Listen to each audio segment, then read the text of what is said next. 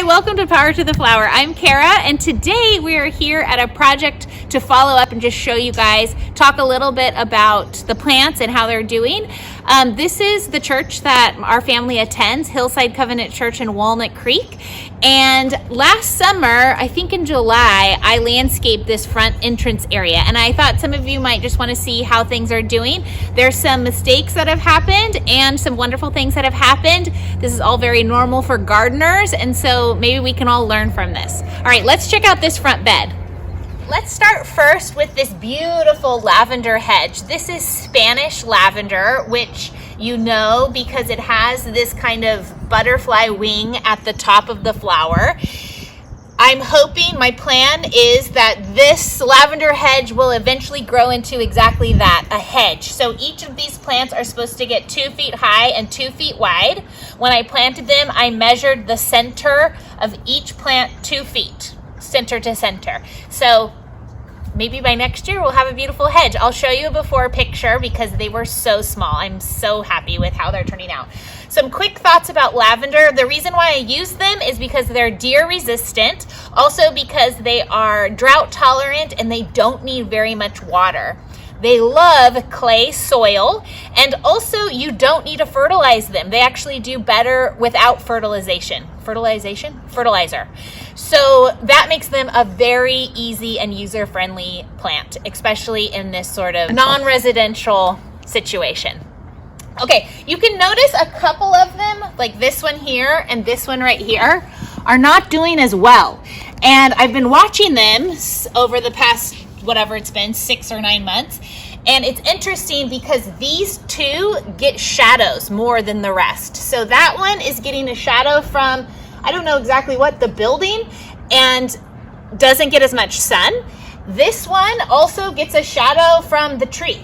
So that just shows how much this lavender, this plant, loves sun. So if you're in a hot location like we are, this just bakes because of the reflection from the black tarmac as well as just the sun coming down. So a great plant for hot areas.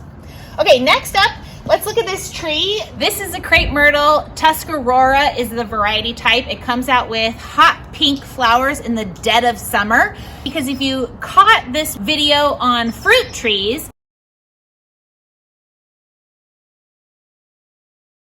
there is a lot that we learned about planting trees that also I learned with planting this tree. So when we planted it, the ground was at, one level, and we planted it about 1 inch above the ground level, which helps to make sure that the water is draining away. Okay, next up, let's talk about salvias. So we have 6 salvias in here. I think this kind was called Love and Wishes. 1, 2, 3, 4, 5, 6.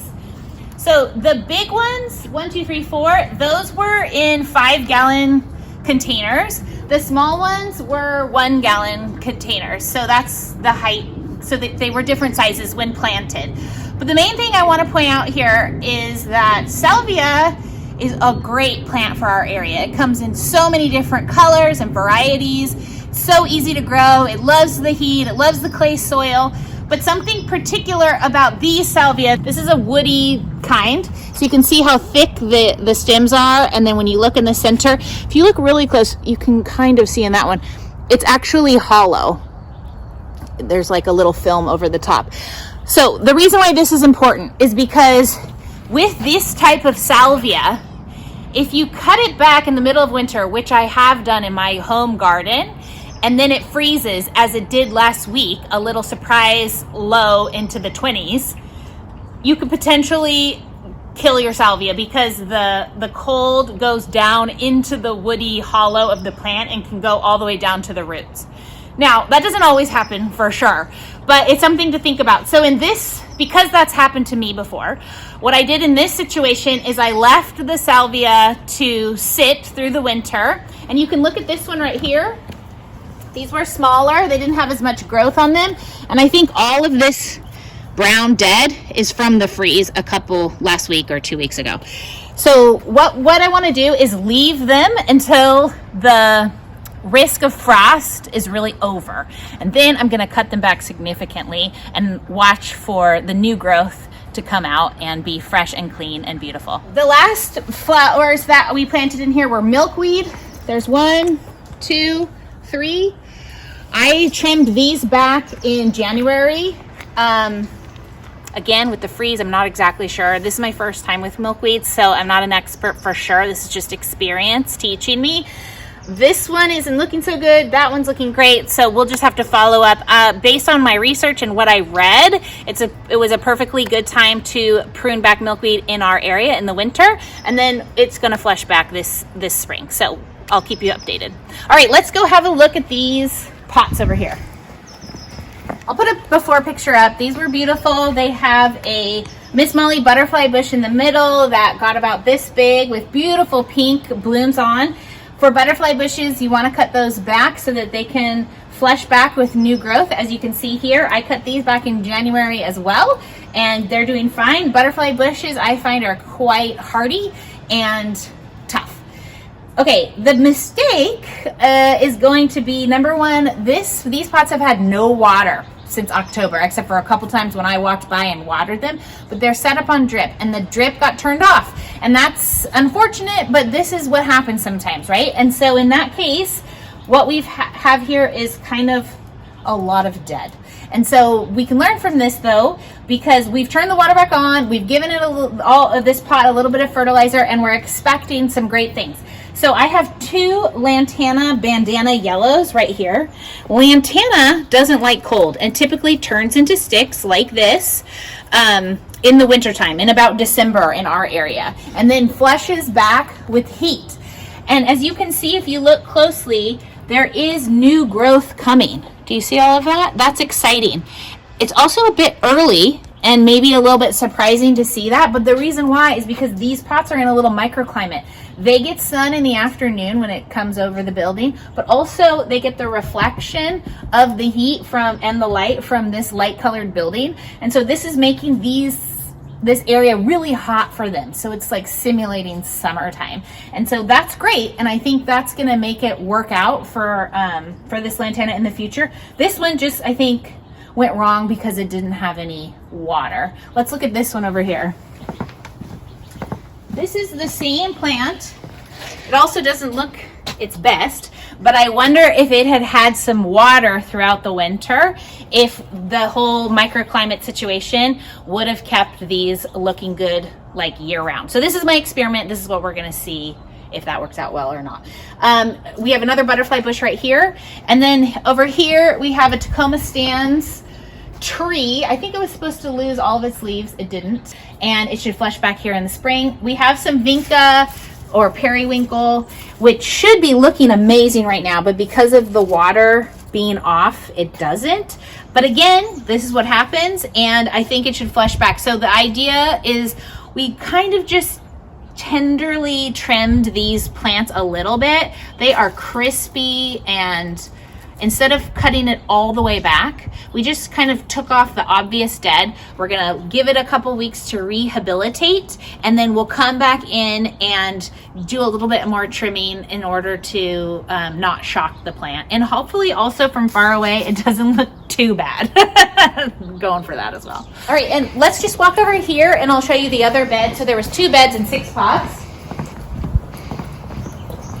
So this lavender hedge is working. You can see that all of the plants are kind of getting uniform sun, and so they are loving their life.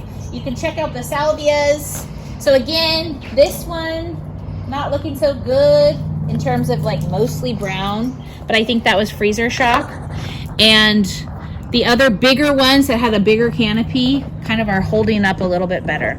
So yeah, it would be interesting to hear from you and what your salvia experience has been. Leave it in the comments below and let's start a discussion, because as we talk about salvia, there are so many different varieties. And again, this one is called Love and Wishes, and I also know I've had a similar experience with the Woody Freeze with another variety called Amiston. I'd love to hear your experience. If you want to find me on Facebook or Instagram, you can post pictures there and we can all kind of learn from each other, which would be awesome, which is what we're about here on Power to the Flower. Thank you so much for being here. See you in the next one.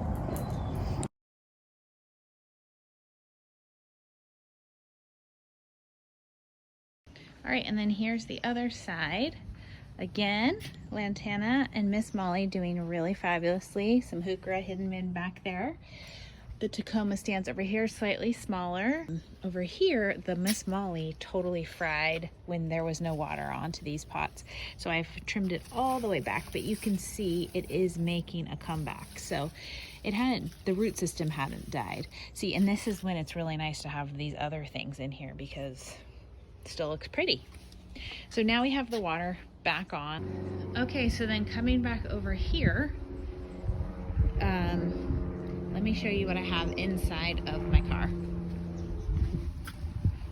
Some beautiful lavender. My car smells so good right now. This is Spanish lavender, which grows really well here. And no, this isn't very good. My car smells so delicious. Okay, this is Spanish lavender. This one's called Madrid Purple. It gets about 2 feet high and wide. I picked it because I wanted it to be more green than gray color foliage. And I thought that these stay evergreen in our area. So I thought that they would be good. Already, it's looking better. So I've spaced these out 2 feet from center to center because they are supposed to grow 24 inches wide and tall. So it's going to be a low hedge, this is about 24 inches. So it's going to be about that high around the whole entire thing. And then we'll have 3 and 4 feet whirling beautiful flowers out the top. Can you just smell the lavender? You guys know?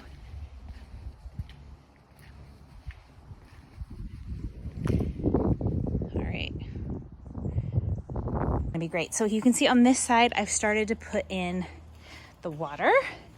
So we attached the manifold, and by just screwing it on, here's one in here. They come like this.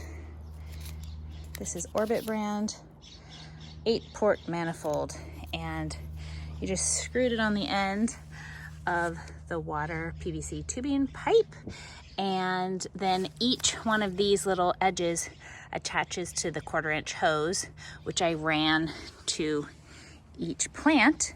On the lavender, I put 1/2 gallon emitters, and on everything else, I put 1 gallon emitters. Okay, we're pausing here for the day. Where the mulch is, the water is, and where the mulch is not is where we still need some water. So I'll come back tomorrow to finish that up, and also chop this big root out with some bigger pruners that I didn't have today.